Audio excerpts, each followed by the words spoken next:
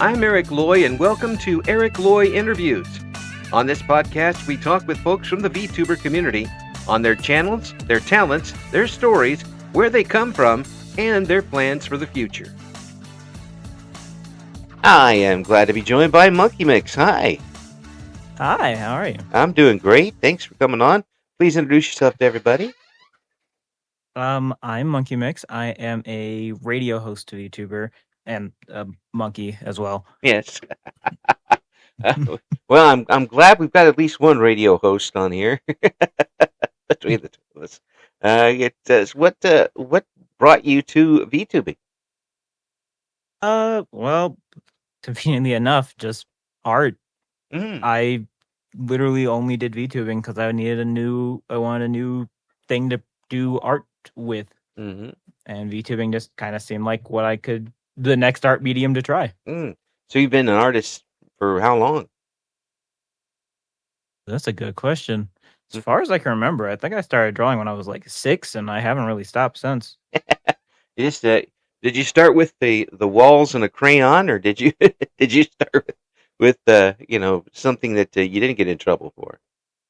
Well, kind of. I started with basically all of my notebooks and my work, like my homework assignments and everything, all had doodles on them is what I started with until I eventually got my own notebook specifically for drawing and kind of just went from there. Do you ever get any extra points for creativity when you turned in homework with extra artwork? So yes, I did have a teacher that did do that. That's cool. After a while, he started looking forward to all my doodles on my homework and stuff, so he started giving me points for it. That's excellent. That's great. I'd love to hear that. It's someone actually rewarding creativity a little bit. Anyway, did you get good support for your art endeavors when you were that young? I would say so. To the point where I was never really told to stop, I suppose, as good as it really gets. Yeah. Did you think that was going to be something that you'd still be doing later in life, or were you just like, I like to draw? Mostly just I like to draw. I mean, I did try and go to school for it at one time, but funnily enough, I failed every art class I ever took. I'm really of two sides with that, because I know that people, like to go to art school and like to learn the basics and such. But I hear people going in who have already established their selves as the type of art they want to do, and the first thing they try to do is break you down. Was that what happened with you? Yeah, that's exactly what happened. They when I went to art school, the main reason I failed is because I can't do realism. Realism is what gets me every time. And when you do art classes, at least in the college I went to, that's like the first and main thing they try to get you to do. So all of my projects I turned in had lower grades because I just couldn't manage any form of realism at all. So, and some folks who have that situation, like, I learned the basics with it, but being someone with absolutely no talent whatsoever art-wise, I'm looking at this and like, but you're already an artist going in. I mean, by that time you've had, how many, over double-digit years of doing this, and you had a style set down. Honestly, the only reason I went to college for art was just because I was told that the degree helps. Yeah. I just, if it wasn't for the degree, I would have never even bothered. Yeah. Was it for a general art degree, or was it for a certain specific type of art? I had one for graphic design, but I only did the year and realized it was kind of a waste and left. Yeah, it just it's still, to me, so nebulous as to what people will consider artwork. When you go to a field where it's so much perception by the person looking at it, you could have a perfectly fine art style that's not just suits you, but is commercially accepted, and it's not, you know, it's not Da Vinci, so they're not going to accept it. Um, Yeah, that's where I ended up falling in pretty yeah, much.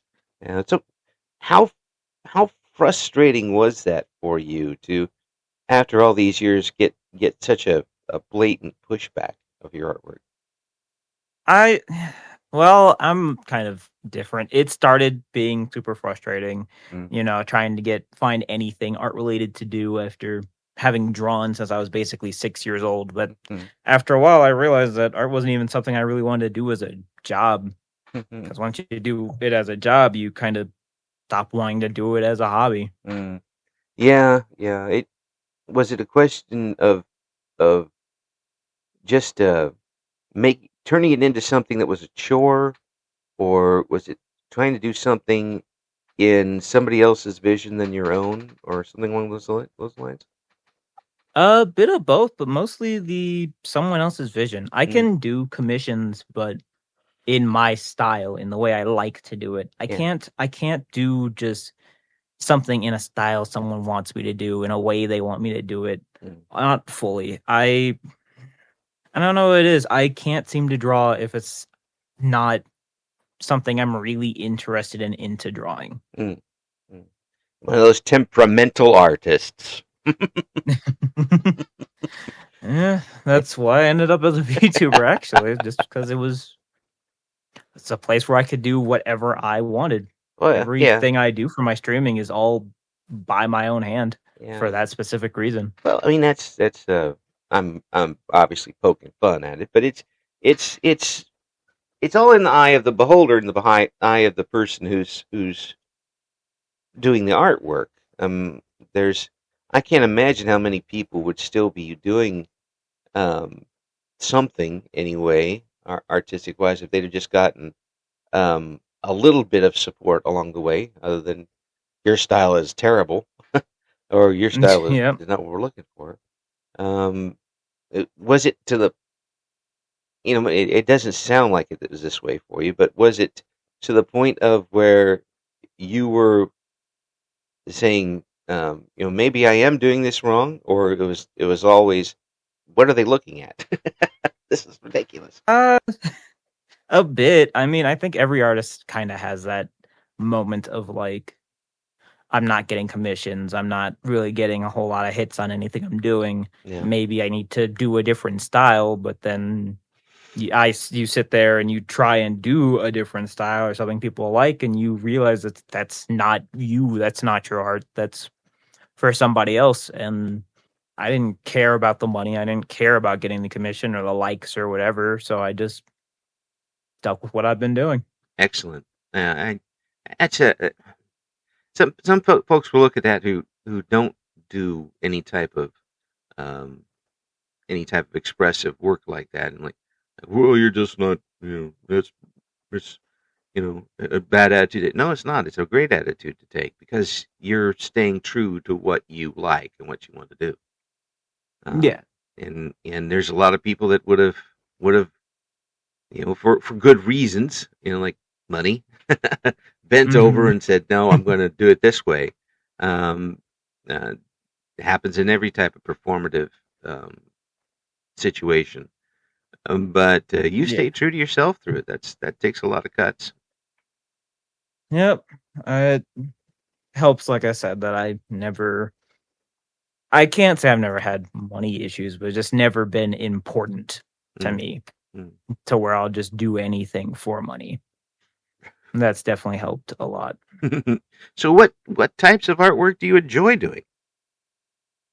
Well, lately it's really kind of just mostly been most of my stuff for streaming and VTubing. Mm, I mean, have I guess a lot most VTubers do, but I have kind of a whole world around my VTubing hmm. that I'm even trying to write a book on, Oh, cool. but been struggling. So you've been doing writing as well. I try. Well, ah, It's more typing than writing because everything I do is on the typewriter, but yeah. Oh, hey, you it's you have an actual typewriter? I do. Yeah, good for you. Those are I being an old man, that's all we had back in the old days. We had that, and we typed it on rocks. The I can't. My handwriting's terrible, so the typewriter has been just a saving grace. Oh, yeah, and as I've gotten older, my hands don't always do exactly what I want to anyway. So it's just being able to put it on the computer is one thing, but people notice that when I do use a lot of the keyboard, I'm smacking it as I type because the typewriter I used through school was a 1936 Underwood. Mm, Wham, wham, wham, wham, wham. I mean, you had to smack that thing. It was a beautiful yep. typewriter, though. Not too easy to get the ribbons back in it, but that was a whole different story. But uh, so, when did you have the idea that you wanted to do a little writing as well? Uh, that's believe it or not, actually, also around 6. Mm, All of my first bits of artwork were all comics I would do along various notebook pages, hmm Yeah, minus the minor um doodles on homework and stuff. When I actually got my notebooks, I just did random comics. It was just random stuff, stick figures going through obstacle courses and stuff like that. oh yeah, But as I grew up, I started expanding on what those were, and I realized that from basically the age of 6, I created a whole world almost. that's really neat. That's it seems like it kind of grew um, naturally for you Yeah, as you kept pretty doing it. much. Yeah. So by the time you got a little older and realized this, did you kind of want to expand it into all sorts of things? Actual animation or Um, I thought about it. It was one of the things I had thought about when I actually went into going to school for art. Was I did think about expanding it into learning animation and stuff, but it's one of those things like we had said earlier where I know my story, at least where it was back then, wasn't going to be something that I was going to really I could have shared with the world, but it wouldn't have been anything super well received realistically. that's true. It's not a it wasn't a bad story or anything, but it was all over the place. It was just a random story in my head from the age of 6. Yeah. Plus, it wasn't exactly like the waters you were in didn't have piranhas in it. I mean, that was uh, Exactly. I think it's like I definitely feel comfortable enough here to expose what I've been doing my entire life to you. No, no, I definitely understand that. Um, so would you be able to do now at this point even some sort of visual game type of thing with it, or Well, at this point, I actually do intend to actually write out like a full book if I can. mhm. If I can bring myself to do it, I plan to write out a full book. I Mm, have because by this point I've expanded and written my story so much in so many various ways that it's actually like fleshed out now. I mm, have pages by my typewriter that I've typed up all just of like small things, car brands in my world, main character, like full pages, yeah. stuff like that. I've expanded it enough that I can put it in down onto a book. I can. Oh, So I'm thinking of doing it. that is so amazing to have that type of creativity. Um, and I'm imagining you getting like a gust of creativity and hitting the typewriter for a couple hours and typing something out and saying, "Okay, I'll use this later," and set it aside. That's exactly what I've been doing. Yeah. Yeah, that's really neat. And the have you do you feel confident enough now to show folks, given your experience with the colleges as an aside, the schools aside, do you feel confident enough with everything now that you want to let other people in on what it was all about? Uh, yeah, I would say so. Yeah. I Yeah. actually have like a whole little, I don't even know how to describe it, but it's a thing where I let people basically like imagine role play stuff like that. My whole world, I've share it that way. I Mm. share all my art that I ever do. All of it takes place in my world. I've even drawn people how they would look in my world. It's just become such a big part of me now that I almost have no choice but to share it at how it is now. That's wonderful. To be able to keep that up from such a young age and not be discouraged out of it and not be have other things just override it so much where you can't continue. Not a lot of folks can say they've been able to do that. Well, it was one of those things where if every time someone tells you art isn't really a career, you can't get big on it, it kind of eventually clicked of like, okay, if that's the case, then I'll just do whatever I want. Yeah. And whatever happens, happens. That has the absolute opposite effect of what they're trying to do. Exactly. Like, I'm trying to discourage you from doing it. Well, you just made it easier for me. That's all you This Exactly. spite is such a wonderful, wonderful little bit of extra energy you can use. Just throw it in there and run on spite for a while. It'll get a lot of stuff done. Um, so when obviously early on you were showing it to. I mean, you're showing it to your teacher for one thing, if nothing else. Um, Mhm. have you been able to do that all your life? Be able to show what you do and wear it on your sleeve as you show people?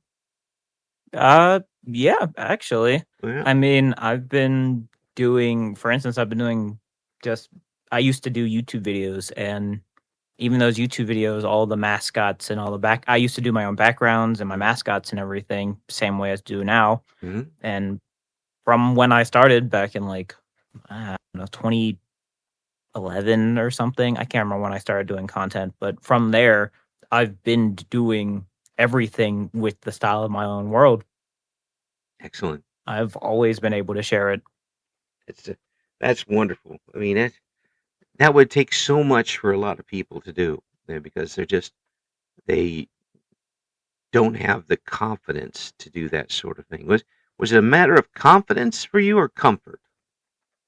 Uh, Comfort. Mm, Definitely comfort. yeah, you It's just not confidence. I'm not gonna say I'm super confident, but I'm comfortable when I can be myself. mm, mm. That's wonderful. I see a lot of folks aren't able to do that, and that says a lot about you as a person that you're comfortable enough that whatever comes with it is doesn't make any difference so much. It'd be okay if everybody was like, yeah, that's the best thing in the world, but you're comfortable with it, and that's what counts.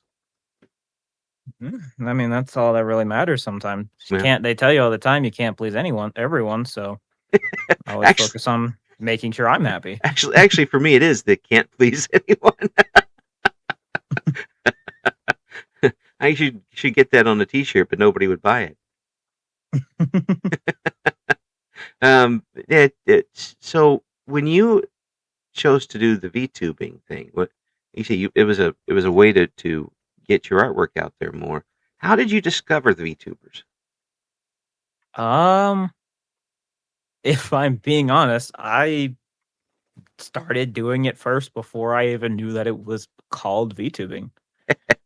Uh, Before VTubing was really super on like stream. I guess I've never even really watched a whole lot of streams when I was growing up, but I would always see those YouTube videos and everyone had a mascot of some kind. Mm-hmm.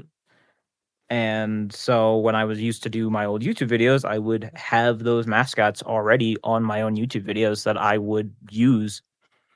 And I didn't call it a VTuber because I didn't know VTubers and VTubing was a thing back Right. then. I just thought it was just a use of your mascot. Yeah. And then I saw people actually streaming with it. I saw when people first started making actual programs for it, and I was like, "Oh, I'm already doing this. Let's see how far I can go with it." I'm already here. Yeah, exactly. I'm already here. Might as well keep going. That does happen every once in a while when I talk to folks. Like they realize that you're already doing this. You might as well join the crowd. Yeah, exactly. Have you found some like-minded folks in the VTubing community? Uh, I've made decent friends. Yeah. Like-minded's a hard one, Hmm. but I've made a lot of friends. I'm very happy with all the people I've met Hmm. while VTubing, Yeah. Yeah. Like. but my whole design is kind of out there, so Yeah. Yeah. like-minded is a 50-50.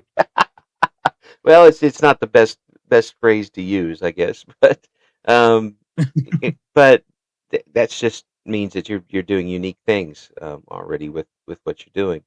Um, I'm trying yeah. anyways. Well, with the what VTubing and the medium brings, can you give me an example of something that you started doing because suddenly you have this new medium, something that was new to you art wise?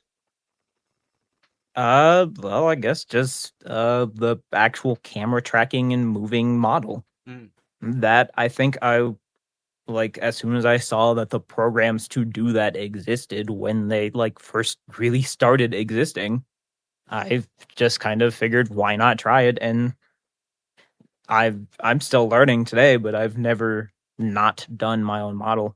Mm. All of my models, everything I've done, I've all done by hand. I learned through just like a couple of YouTube videos and trial and error. Yeah, yeah, but there's a lot to be said about the trial and error way of learning things. Yeah, You it took a while, but I got there. yeah, it does take a little while. Some people are maddeningly able to do it immediately, and I hate all of them. But with respect, I hate them with respect. With respect, of Yes, course, of course. yes, but it gives you the opportunity to learn at your own pace, and perhaps round the corners a little bit to innovate on your own. Yes, exactly. And well, they do it this way. I could do the same thing doing this. Um, and you have the parts, and you get to build the monster on your own. Exactly, yeah. Yeah, yeah. And then you can let it run loose and rampage all you want. That was your monster. What you want with it. Um, so when you started streaming with other folks there, and so you've been doing things since the early 2010s, push it online I've at least been doing content since the content. early Yeah, 2010s, yeah, YouTube mostly. right. I think I started in like 2017, 18 on actually streaming on Twitch, Yeah, somewhere around that line, those lines. yeah. Was it live back then, or was it pre-recorded? Um, it was pre-recorded for a very long time Yeah. until I think around 2020. Yeah. Yeah, 2019, 2020 was when I actually started actually trying to go live for the first time. Hmm. And it's a big difference, isn't it? Well, I honestly not really. Mm, The yeah. only difference is just sometimes you have a chat to talk back to. Yeah. Otherwise, everything else really kind of just feels the same. You just play a game and talk about while you play it. You didn't worry about not having a net? Not really. Just kind of just went for it. Hope for the best. Don't look Honestly, I down. still kind of do that. Yeah, honestly, I still kind of do that now. If you don't look down, you don't know there's no net. Exactly. The so you do art streams, I imagine. Um, Every now and then. yeah. Do you occasionally get backseat artists in your streams? No, I can't say I really have, but again, my art streams are very far and few between, Mm, so I don't think yeah. I've really done enough to have the opportunity to have anyone like that. What would you do if somebody totally untalented such as myself would come on and say, "I would have done it that way. I don't know why you do it this way. Why would you do it that way for?" But how would you handle that Uh, situation? I mean, The only way I could think of is just say, hey, if you would have done it that way, then get out of here and go do it that way. But I'm doing it this way right here. A very polite Like, way of saying shut up. yeah. Unless you're gonna come here and do it for me, then it doesn't matter what you say. Go do it yourself. That's very discreet and polite of you. Um, that does not jive with my old sports talk show days, but certainly certainly for you, that's something that would work. So, what brought you to the radio character? That's an interesting one. Yeah, of Um, course, while I was in it's near college, dear to my heart, obviously, but um, Mhm. Well, while I was in it, I wouldn't say it started while I was in college, but at least somewhat, because college is what actually started kicked off me actually wanting to stream more. When I was in college, my college had a local radio station they used to run, mhm. and they would let you block off a day, like half an hour or an hour every, I don't know, every other day or so, and you could just go on there, play music, talk, do stuff like that, and I think I spent more time doing that than I did actually studying in college. Yeah, it And happens. that at least, yeah, that at least got me wanting to do more streaming and broadcasting. But I would say what really got me to want to be a radio host, at least on my own thing, is because I guess unlike the average person of my age, I actually really I like older radio shows. Mm, yeah, yeah. Uh, Jack Benny, Mm, Box 13, Night Beat, stuff like Sam Spade, stuff like that. Even to this day, I start my morning listening to radio shows. yeah, it's always been amazing to me, and since I was in my preteens, the amount of creativity they were able to do with vocal and sound work in those Exactly, shows. It's and it's to listen to a Jack. First of all, listen, Jack Benny is funny no matter where it is. So that's mhm, just put that out there right now. completely agree. Yeah, and then you add on to the other shows like the serials and the mystery shows. Dragnet. I used to listen to Mhm. Dragnet a lot at work. Um, I years ago. still listen to it a lot now. And the sound effects and the inflections and voices that these folks do, um, the pictures they paint in your head while doing it are just amazing to me. And Exactly, and that's what like motivates me to do it. Sometimes is just listening to that and thinking of how much they were able to do just over the radio. mhm, It makes me wonder and always try and see how much I can do while streaming. yeah, yeah. Oh, it's. I have always drawn a parallel to the older radio days, not these days, because a lot of it is satellite and Yeah. pre-recorded stuff. But the um, because when I was doing the my early stuff, especially the early DJ stuff when I was in college, um, you could hear a particular song on any station in the market, especially because we were a top 40 station at the time, which nobody is now, but um, Mhm. you could hear it on like 5 different stations. People came back to hear the person playing it. It was very much a personality driven market. Um, Yeah. in which I think a lot of VTubers are too. I mean, if I want to go on and watch somebody play Minecraft just because I want to see Minecraft, well, I could choose from hundreds of people doing it. But I'll come back to the person I enjoy their personality while doing it. Um, and again, having the kind of anonymity of not having your face on there, and some of the radio folks use different voices or different uh, names. Um, Yeah. yeah, I know exactly what you mean. yeah. It it to me there's a parallel though even if the young people don't realize it. Um, it is to me it is there very much so, and in a lot of I ways, mhm. VTubers are this generation's disc jockeys. Yeah, I've actually sold that to someone before too, Yeah. because I do see the parallels a lot. Mm, mm. Yeah. Because I mean, as a VTuber, even though you can see the person, a lot of it still, like you said, falls down to personality and stuff like that.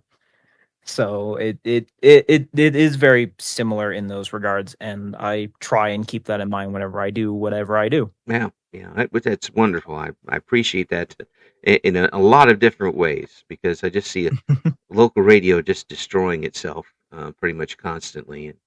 Um, and anybody out there who thinks about it as a career, I can just say, don't do it full time because you're at local levels, you're not going to make enough money to pay any bills. Yep. And it's unfortunate, but that's the way the industry bounced Yeah. and bounced me right out, as a matter of fact, because of that.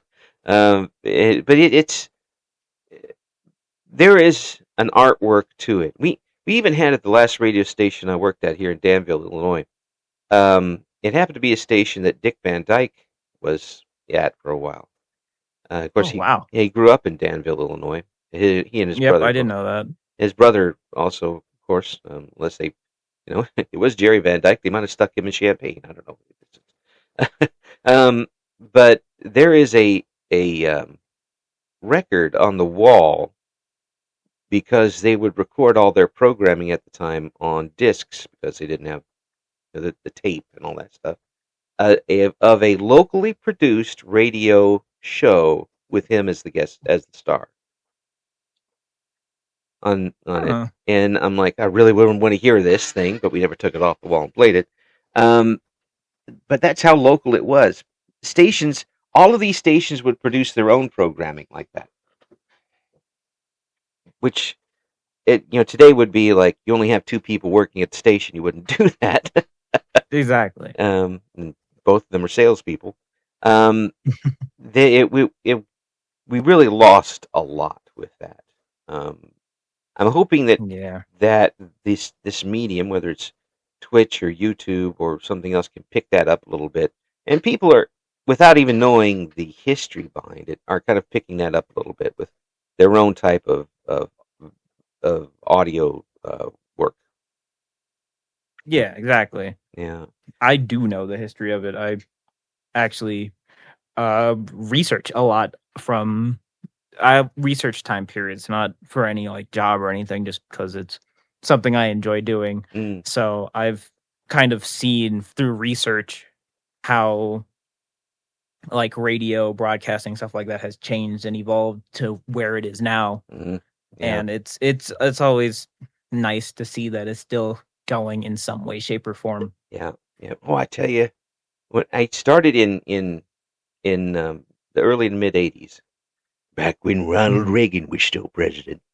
Um, as a matter of fact, my first election coverage was the second the second Reagan election, which was more like a produced television show because there wasn't much election Yep. there. He lost one state. That was pretty much it. Um, Oh, yep. yeah, but the um, if we'd have had something like we're talking about now, Discord, then radio would have been so much easier. Oh, I a lot easier, I'm sure. Because I tell this story a lot, but if I was talking to somebody in Australia back in 1984, it would have cost a small mint and it would have sounded terrible and I would have gotten fired because of how much it costs. Yeah. And now I pick up a microphone in my back room and the quality is better than I ever would have gotten back then. Probably in the studio, I wouldn't have gotten that type of quality. Um, and if we could have grown radio in parallel to that, that would have been If nice. only. But in some ways, um, the advance in technology kind of doomed a bit of radio too. At the same time, um, Yeah, it uh, did. yeah, I've seen how that's happened. yeah, yeah. So, what would you say is your favorite type of radio program to listen to?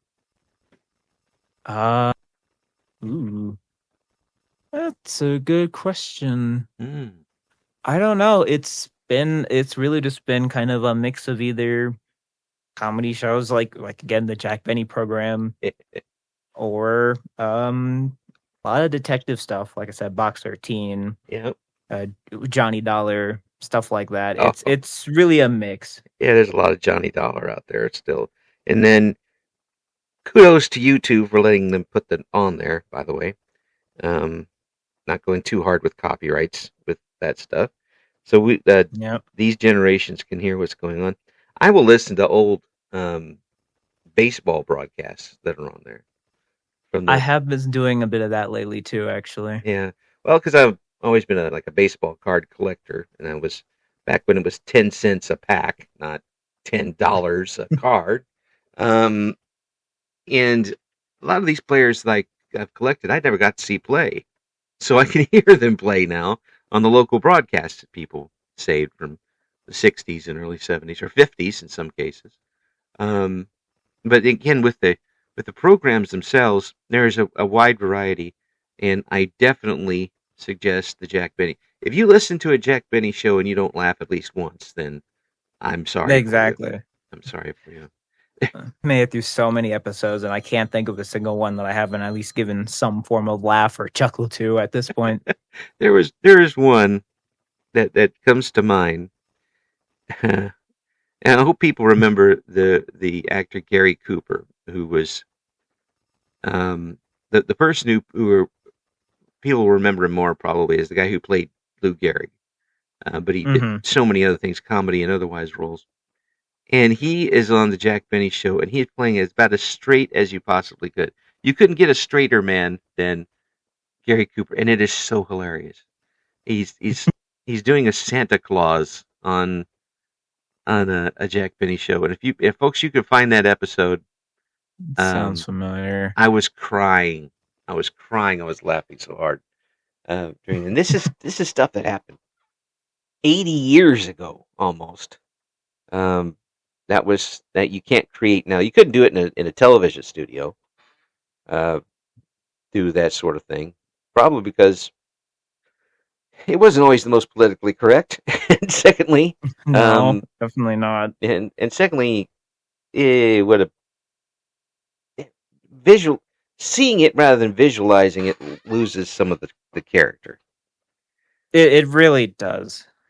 And Because it's one thing to be able, it's one thing to just listen to it and just hear the footsteps or a horse galloping or whatever you're hearing. It's one thing to just hear it and paint your own image. yeah, yeah, it But really it's also because they can't make some of the same jokes they do because you just see everything. It's a little different. yeah, When they're describing everything that's supposed to be happening, they can make jokes about what they're describing as they're describing it because you can hear the words that they're saying as they describe it. yeah, and some of these were done with live studio audiences, and you hear their responses, which just adds another layer of fun to it.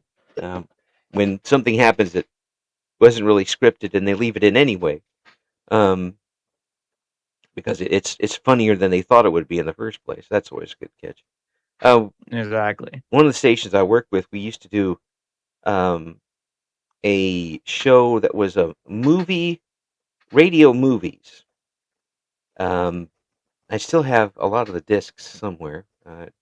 Who knows? We've moved a couple times since then, but they would be Mhm. 1 hour adaptations of movies that were just released. And Oh, sometimes they would get the exact actors to come in and do the actual movie on the radio or a version of it. Sometimes they got other people to do the roles, but the movie was still there. And it was pretty popular. We ran that during the '90s, and people really liked it. Um, that's really cool. yeah. Here the Maltese Falcon was one of them, but they couldn't get Bogart, so they got Edward G. Robinson to do it. And Name sounds familiar. yeah, he always played the gangster, see, gangster rap. Um, uh, but he was wonderful. It certainly changed the movie. Um, to hear his voice rather than. And if you heard his voice, you'd know exactly what I was talking about. Um, but certainly him rather than Humphrey Bogart doing the role made it completely different, but a lot of fun. Um, if people can find those, I would suggest taking a listen to them every once in a while. And Oh, for sure. there was one where they had Bob Hope and Lucille Ball in a movie, and they had them both in the studio, and it was just a riot from start to finish. It was they didn't stick to I'm the movie sure. very much. That uh, sounds really cool. oh, it was That's really cool. it was a lot of fun. Have you gotten into some productions now? I mean, some people are getting their own little tribe of voice actors to do things. Have you thought about that? Have you tried it? What, like doing like almost like a radio play or stuff Yeah, like that on my own? yeah. Or I've thought about it, yeah, but or joining in with other again, people doing it. voice actors are hard to Yeah, find. yeah. But have you tried out yourself for some of these roles? I've tried writing. I have tried writing one. Mm, I haven't actually done any recording or anything. I'm still writing it, but I have tried writing. I am trying to write it. yeah, Stuff like that has always intrigued me. yeah. So I want to. Honestly, if I could, I would basically run my entire streaming like a radio show, just longer than 30 minutes Yeah, or an yeah, hour. yeah. The it's I have a little project going on the side. It is the scheduling is not easy to do when trying to schedule yourself and other people to do that sort of thing. Um, and the writing is kind of I have the idea of what I'm doing. I'm writing as we go Yeah, because I can't getting a lot of people to do something at the same time is nailing too much jello to the wall for me. It's just it's very hard. yeah. It's one of the things that we kind of blessed with this is that we can record things and edit them together. Um, but there's a lot of folks who are doing it. I think you obviously you've got a voice for it because I mean just listen to you, people could tell. Thank you. Plus, you have the background and the knowledge of how these things go. I think you'd be really good at it.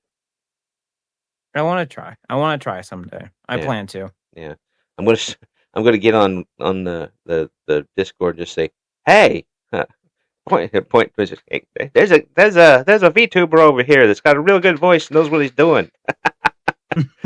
Send stuff to them now. I'm gonna inundate you with stuff. Not like you're not busy anyway. To I do mean, these things, but streaming is just kind of my main thing I do during the day. yeah, If I'm not if I'm not writing, I'm streaming or doing something in yeah, that general ballpark. yeah. So, Have you ever done anything with your voice other than the streaming? other than the, I guess, short time in radio while I was in college, no, not really. Mm. I see, because it's a Actually, lately since I've been doing this radio stuff, I am starting to branch out a little bit more. good. I've planned to be a co-commentator almost in a little tournament a friend of mine is planning to host next week. Ah, Stuff like that. I'm slowly branching out, but nothing major yet. what type of tournament? It's funny. It's so I'm sure you've heard of it. Club Penguin. Oh yes, We their little card game they used to have.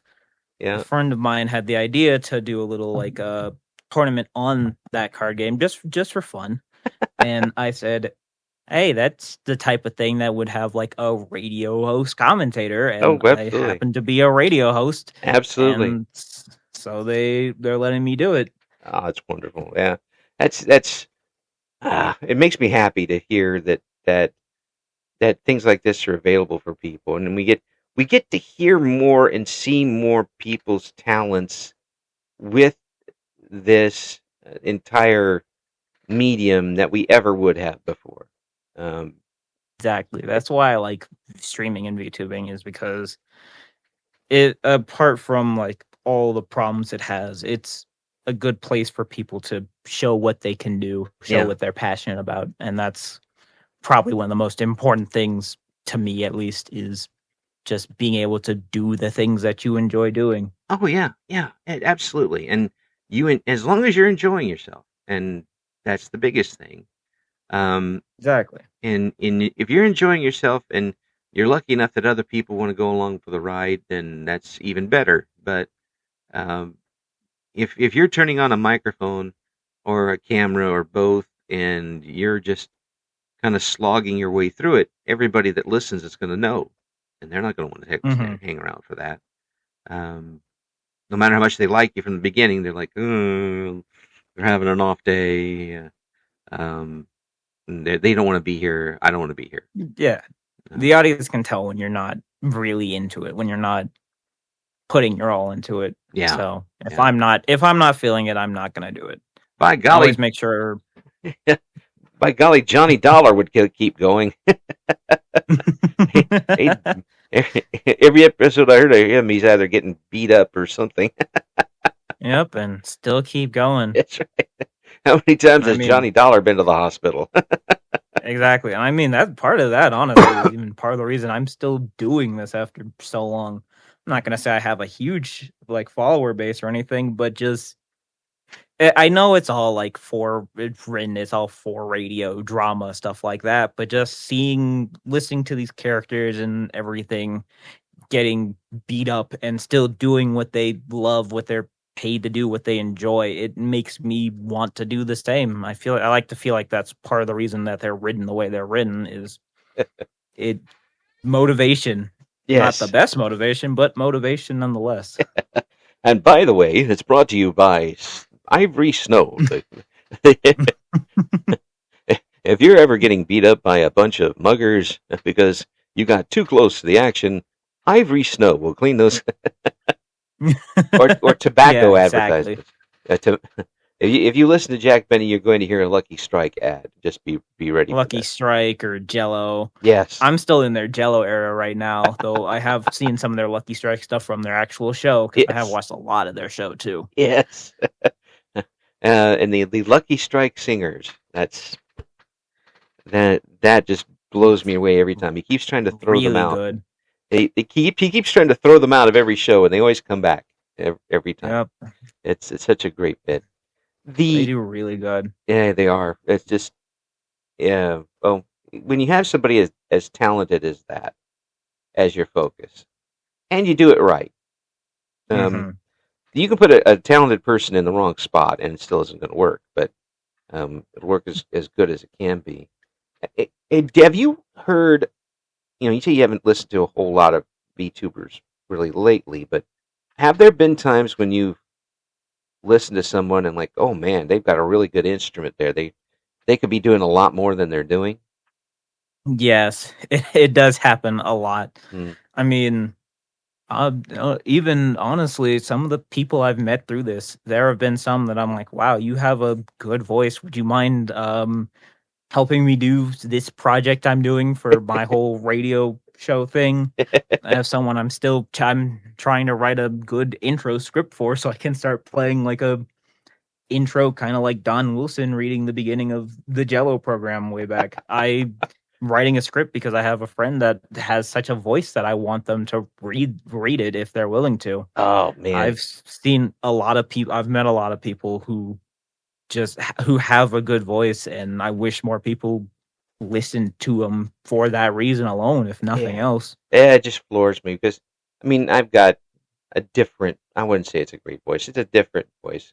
It works on the radio and this type of program, but there are some people who just naturally have the type of, I always call it the instrument that'll blow you away. And again, as I said before, I hate them. But they also, I respect them. I'm like, you got to be doing some more of this. And they didn't get that type of support when they were younger, or they were more introverted before. Exactly. What about you? Were you an introverted person before you started, doing streams? Kind of.